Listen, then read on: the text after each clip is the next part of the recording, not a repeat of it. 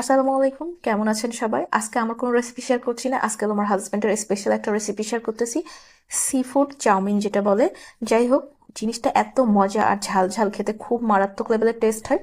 Shoot সে করছে, এই জন্য একটু আনারি হাতে সোয়া পেতে পারেন, একটু কনসিডার করে নিয়ে। যাই হোক, চলেন রেসিপিতে চলে যাই। আমি না, সরি, মানে আমার হাজব্যান্ড বেশ খানিকটা কড়াইতে তেল দিয়ে দিল। এবার 3টা ডিম ভেঙে দিচ্ছে। মনে হচ্ছে তার হাত মোবাইলের মধ্যেই ঢুকে যাবে। বাই দ্য ওয়ে, এখানে একটু গোলমরিচের গুঁড়া আর লবণ দিয়ে সে একটু নাড়াচাড়া করে নিচ্ছে। নাড়াচাড়ার ভাবটা দেখছেন? বেটা কিন্তু রান্নার ভাবটা একেবারেই আলাদা। যাই হোক, এখানে একটু পেঁয়াজ দিয়ে দিল। ডিমটা এখন সুন্দর করে ভেজে নিবে, দেখছেন ডিম ভাজার স্টাইলটা? যাই হোক, এবার একটু কড়াইতে এইভাবে করে এই ফাঁকা করে নিয়ে আপনার কিছু রসুন কুচি দিয়ে দিবে। রসুন কুচি দিয়ে দেওয়ার পরে দিয়ে দিবে হলো মুরগির বুকের মাংস, সলিড যেগুলো, সেখান থেকে একটু কেটে নিয়ে এই স্টেপ বাই স্টেপ জিনিসপত্র সে দেয়। যাই হোক, আবার সে একটু গোলমরিচ দিল। এরপরে আবার একটু ভাজাভাজি করে নিল। এখন দিয়ে দিচ্ছে হলো অক্টোপাস, তারপরে আপনার চিংড়ি মাছ, এগুলো হলো স্কুইড। এগুলো সব কক্সবাজার থেকে নিয়ে আসা। আমরা যেহেতু সি ফুড লাভার, এগুলো আমাদের বাসায় স্টক করা থাকে। আচ্ছা, বেশ কিছু দিয়েছি, দিয়ে এবার নাড়াচাড়া করার পর এখানে দিয়েছি কাঁচামরিচ আর ক্যাপসিকাম।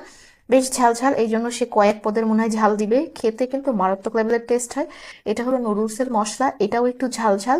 যাই হোক, এবার একটু সুন্দর মতো নাড়াচাড়া করে নিচ্ছে। এবার দিয়ে দিচ্ছে মোটা করে কাটা পেঁয়াজ। রান্নার ভাবটা দেখছেন? মানে শুরুতে এক রকমের পেঁয়াজ, পরে আর এক রকমের পেঁয়াজ। যাই হোক, এখানে দিয়ে দিল একটু সয়া সস আর হাত দিয়ে একটু বিফ স্টক ভেঙে দিচ্ছে।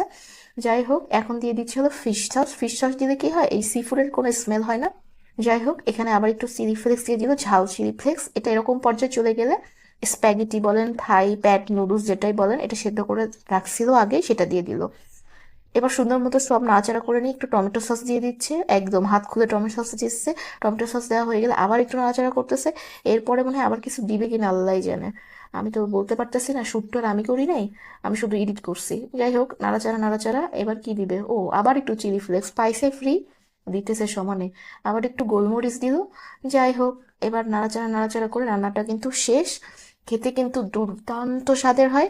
মানে এতগুলো রান্না করছিল, সে অফিসেও তার কলিগদের জন্য নিয়ে গেছে, বাসায়ও আমরা ভরপেট খাইছি। মাশাল্লাহ, রান্নাটা কিন্তু সেই হয়েছিল। আল্লাহ হাফিজ।